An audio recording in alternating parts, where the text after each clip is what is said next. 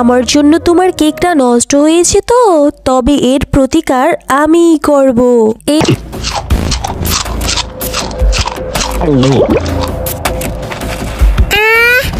কি হলো আমার মুখ দিয়ে রক্ত বমি কেন শুরু হলো? আমার ভিতরটা জ্বলে যাচ্ছে গো। লা লা লা লা লা লা লা লা লা লা। আহা কি আনন্দ আকাশে বাতাসে। কি যে মজা লাগছে আমার, খুব মজা লাগছে। কত কান্নাকাটি করার পর মা আমাকে টাকা দিয়েছে। অবশেষে মা আমাকে কেক খাওয়ার জন্য টাকা দিয়েছে। আমি মজা করে কেক খাবো। কি সুন্দর ঘ্রাণ আসছে না। আরে আরে, আমার এত সুন্দর শখ করে কেনা কেকটা মাটিতে পড়ে গেল। এবার আমি খাবো কি? এই শেখরের বাচ্চা শেখরের জন্য আমি হোঁচটকে পড়ে গিয়েছি। আমার কেক কত কষ্ট করে মায়ের কাছ থেকে কান্নাকাটি করে টাকা নিয়ে কেকটা কিনেছিলাম। আমি কেকটা কিনে খেতেও পারলাম না। আমার কেক। আহারে, আমার শেখরে হোঁচট খেয়ে পড়ে মেয়েটার কেকটা নষ্ট হয়ে গেল। ইস, কত কাঁদছে। আমার শেখরগুলো না হয়েছে বাপু, একদম কথা শুনে না, যেখানে সেখানে ছড়িয়ে ছিটিয়ে পড়ে। এই মেয়ে, কেক নষ্ট হয়েছে বলে কি এত কাঁদতে হয় নাকি? হ্যাঁ, যাও বাড়িতে যাও, বাড়ি থেকে টাকা নিয়ে এসে বাজার থেকে কেক কিনে খাও। আবার কেঁদো না গো তুমি, আর কেঁদো না। চুপ করো তো তুমি গাছ, একদম চুপ করো, একদম কথা বলবে না তুমি আর। তোমার শিকড়ে হোঁচট খেয়ে তো আমি পড়ে গেলাম, আর পড়ে গিয়ে তো আমার কেকটা পুরো নষ্ট হলো। আর তুমি কিনা বলছো টাকা দিয়ে কেক কিনে খাওয়ার কথা। তা কেক কেনার টাকা কোথায় পাবো আমি শুনি? এই একটা কেক আমি কত কষ্ট করে কিনেছি জানো? আমার মা অন্যের বাড়িতে কাজ করে টাকা জমিয়ে সেই টাকা থেকে আমাকে কিছু টাকা দিয়েছিল, কান্নাকাটি করেছে দেখে কেক খাওয়ার জন্য।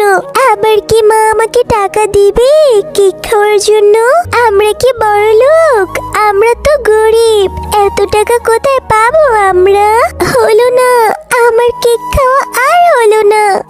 আহারে, মেয়েটার কথা শুনে মনে হচ্ছে সে ভীষণ গরিব। আমার শেখরে হোঁচট খেয়ে পড়ে গিয়ে ওর এত কষ্টের কেনা কেকটা নষ্ট হয়ে গিয়েছে। এবার আমি তাকে আবার আগের আনন্দ ফিরিয়ে দেব।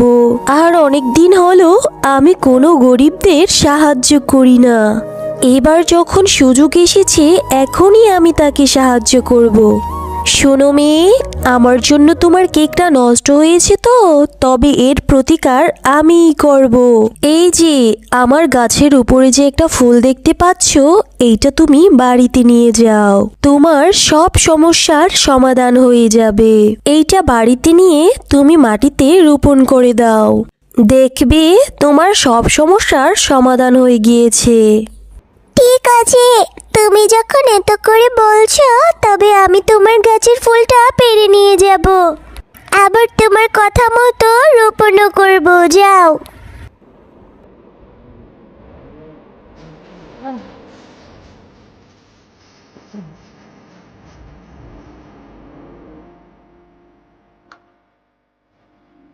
কিরে টিনা, আঙ্গিনার মাঝে অযথা মাটি খুঁড়ছিস কেন রে?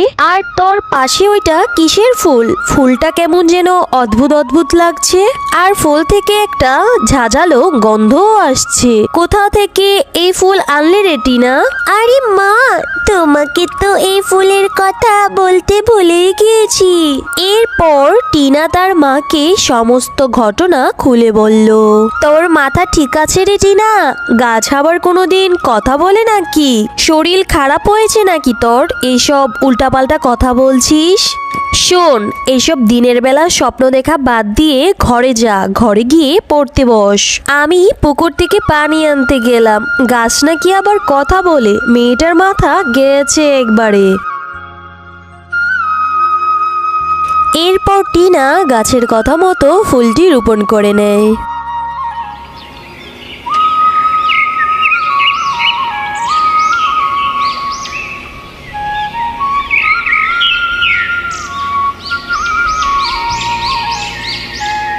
ওমা, কি দেখছি আমি? কাল আমি যে জায়গায় ফুলটি রোপণ করেছিলাম সেখানে কেকের গাছ হয়েছে। এই জন্যই বুঝি গাছ আমাকে বারবার বলেছিল গাছের ফুলটি নিয়ে যাওয়ার জন্য। কি মজা, কি মজা!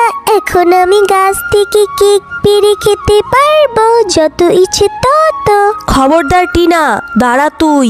এখান থেকে একটা কেকও পেরে খাবি না তুই। ফুল থেকে আবার গাছ হয়ে গেল, আমার কেমন যেন সন্দেহ লাগছে। এইটা কোনো খারাপ কিছুর আভাস নয় তো?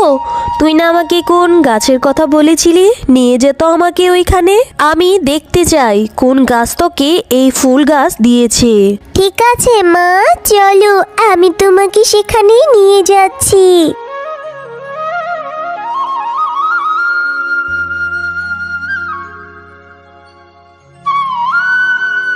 এই গাছ, বলো তুমি আমার মেয়েকে কেন ফুল দিয়েছিলে? যা থেকে কেকের গাছ হয়েছে, কোনো খারাপ কিছুর উদ্দেশ্যে আমার মেয়েকে ফাঁসাতে চেয়েছো নাকি? হ্যাঁ, নিশ্চয়ই এই কেক খেলে আমাদের কোনো ক্ষতি হয়ে যাবে। না না গো, তুমি সম্পূর্ণ ভুল বুঝছো আমাকে। আমি তোমার মেয়ের মুখ থেকেই শুনেছি তোমরা নাকি অনেক গরিব, তাই আমি ওই ফুলটা দিয়েছিলাম সাহায্য করার জন্য। ওই ফুল থেকে যে গাছ হবে সেই গাছের কেক বিক্রি করে তোমরা ভালোভাবেই জীবনযাপন করতে পারবে, আবার কেক খেতেও পারবে। এভাবে তোমরা ভালো মতোই তোমাদের দিন কাটাতে পারবে। আমার কোনো অসৎ উদ্দেশ্য নেই গো, বিশ্বাস করো আমাকে। সত্যি কি তুমি আমাদের সাহায্য করার জন্য কেকের গাছ দিয়েছো? তুমি সত্যি অনেক ভালো গো। আমি অবশ্যই গাছে ধরা কেক বিক্রি করব আর আমাদের সংসারের অভাবও দূর করব। তবে হ্যাঁ, ওই গাছে দুইবার কেক ধরবে, একবার দিনে আর একবার রাতে। দিনের কেকগুলো বিক্রি করবে আর রাতের কেকগুলো ভুলেও ছুবে না আর খাবেও না, বুঝেছো? যাও, তোমরা এবার বাড়ি চলে যাও।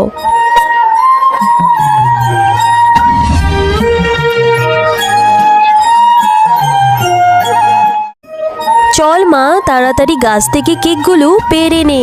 এইগুলো নিয়ে তো আবার বাজারেও যেতে হবে।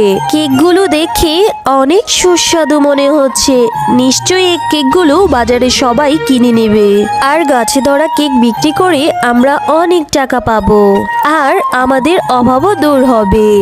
এরপর শেফা শিয়ালিনী কেকের গাছ থেকে কেকগুলো পেড়ে বাজারে নিয়ে গেল বিক্রি করার উদ্দেশ্যে।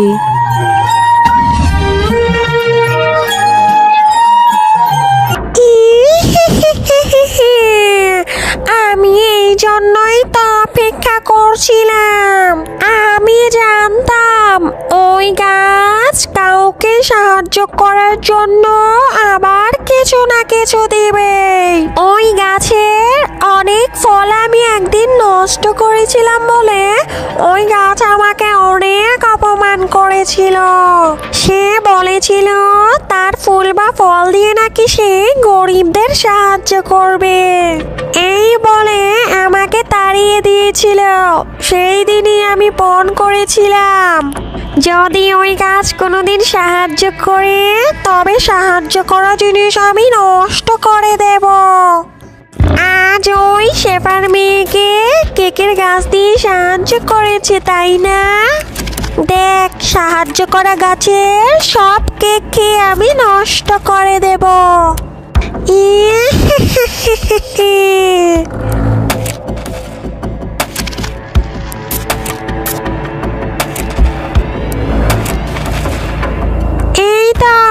এই তো সেই কেকের গাছ। এক্ষুনি সব কেক খেয়ে আমি নষ্ট করব।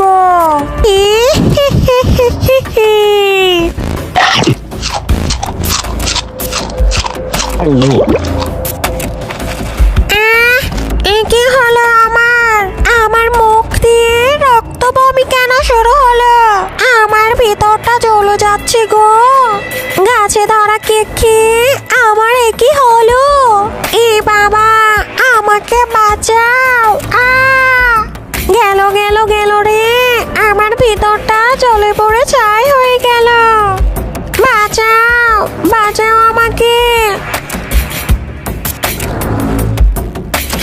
আগে থেকেই জানতাম আমি কাউকে সাহায্য করলে তুই সেই সাহায্য করা জিনিস নষ্ট করে দিবি।